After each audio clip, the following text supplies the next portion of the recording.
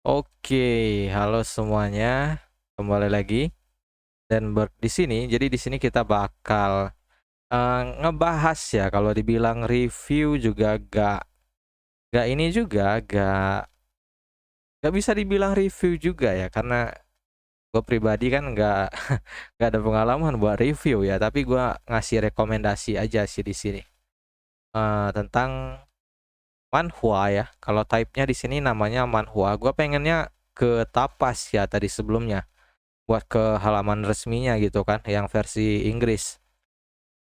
Tapi di sini di Tapas itu buat Indonesia kayaknya diblok dah.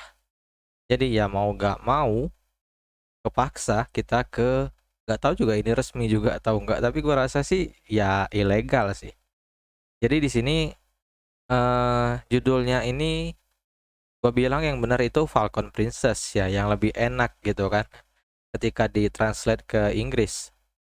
Tapi memang ada beberapa versi nama yang kayak ini, yang kalian lihat di layar sekarang, yang yang agak nyeleneh ya. Sebenarnya ini karena dari Scanlation-nya ini ngasih judul di apa ya, di apa ya namanya, di thumbnail ya, di halaman depannya itu yang tulisannya kayak bersambung gitu, yang jadinya sulit dibaca. Jadi ada yang bilang caviar, ada yang bilang kaviar, yang ngawurnya itu si kaviar ya. Tapi yang benar itu carrier, carrier Falcon Princess ya. Kemudian kalau kalian tahu sejarah tapas, tapi katanya di sini untuk naming sense dari tapas dia udah better untuk nama manhwa ini ya. Jadi kalau di tapas itu Falcon Princess saja kalau nggak salah.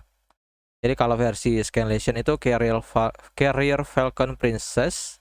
Tapi rumornya sih ada juga yang bilang kalau ini namanya Bird Princess. Ya kita nggak tahu juga. Tapi kalau secara pribadi gue bilang ini judulnya Falcon Princess. Genre, iya ini genre shoujo. Gua laki yang suka baca manhwa shoujo. Masalah buat lo gitu ya. Yang penting gua gak pilih-pilih sih. Kalau emang bacaannya bagus ya bagus aja gitu. Di gua tentunya. Nggak tahu sama kalian ya. Entah buat kalian itu jelek atau bagus, atau di gua jelek tapi bagi kalian bagus, kan kita nggak tahu. Bagus jeleknya eh, bacaan itu gua bilang relatif ya. Tergantung selera masing-masing. Jadi kita langsung lanjut aja ke sinopsisnya ya. Sinopsisnya sederhana sih. Ini seorang putri yang kabur dari kejaran prajurit musuh ya, karena kerajaannya itu sedang berperang.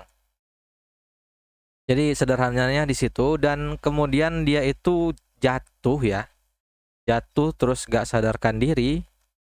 Ini masih masuk di prolog sih, jadi kalian nggak perlu khawatir ntar bakal jadi spoiler atau enggak. Ini juga ada di sinopsis ya. Dan intinya dia bertransformasi menjadi seorang Falcon. Falcon itu kayak elang ya, elangnya Amerika.